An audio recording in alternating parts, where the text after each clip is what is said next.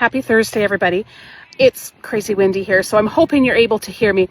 But I wanted to show you some things that actually started blooming in the perennial garden. This Martagon Lilies started blooming, and this is a prime example of why I really should have tagged it. I have no idea what it is. So I'm gonna have to go through my catalogs and have a look, but it's really short this year. It's only about 3 feet tall, and last year it was so much taller. This other Martagon lily, this one is Pink Morning. It started blooming as well. Look at those blooms, aren't they pretty? This pink yarrow started blooming. And you know what's interesting? It also is really short compared to last year. Maybe it'll get some height, but it's a funny year. I'm noticing that certain things are actually a little bit shorter this year. Now, I don't remember planting this short little bulb at the back of the garden. You really can't see it unless you're walking in the garden, but that's kind of a fun way and a little surprise when you're walking through the garden.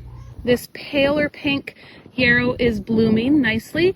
It's got lots of buds coming on, and this is one of those perennials that you either love or hate. Yes, it definitely is one of those ones that's going to reseed in the garden and could potentially spread quite a bit. I find it's worth it. I do have a blog post that says it's one of the plants you should never grow, but it's one of those that I break my own rules just because it's such an amazing plant. It's beautiful, it blooms, you can put it in bouquets, you can dry it. It's just a great plant with a caveat that it can spread. Okay, I talked about some plants in the garden being crazy short this year. This delphinium is not one of them. This fence is 7.5 feet tall. Look at how tall those delphinium are. They are filled with blooms. Next to it, this is Thalictrum. It is also enormous. I don't know why. So it's been a year of extremes in my garden. This is Achillea the Pearl, or Yarrow the Pearl, and it's super cute. Here's something that I haven't popped into your screen, I don't think ever this spring. I have 10 chickens, and in the past I've had fancy layers, but this year I just went with, you know, your tried and true commercial breed. They're great. I do miss the blue and green eggs, but for right now, we're back to just the basics here. However, they are not the brightest chickens. They like to lay their eggs on the roost bar. They like to lay their eggs on the floor. And sometimes they will put their eggs in the nest box. This iris is called On Mulberry Street.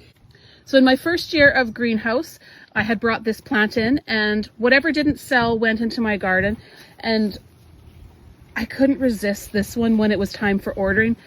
And honestly, I think if it had been blooming when I was open, I don't think I would have had anything that would have been available to go into my own garden. This is a different yarrow. This one is called Basket of Gold. If you look, the leaves are just a little bit different. And if you smell the leaves, they are a little bit different as well. These Princess Victoria poppies are just about finished, but I love their color. They're just gorgeous. This is about maybe a 2-year, maybe a 3-year-old plant. Not a lot of blooms, but it's coming, and they're impressive. The flowers are just so big. But the one I am super excited to show you is this yellow perennial foxglove. In fact, I think all of the other foxgloves are not hardy to our zone 3 here, but this one is. You can see it's got brown veining on the inside. This plant is a couple years old. I got this one from a retired flower farmer, Mystic Acres in Saskatchewan. And I was actually able to get some seeds online. And I've started this one my own from seed. It's just a little bit different, but it is beautiful. So those are just a few of the little perennials that have been catching my eye in the last couple days.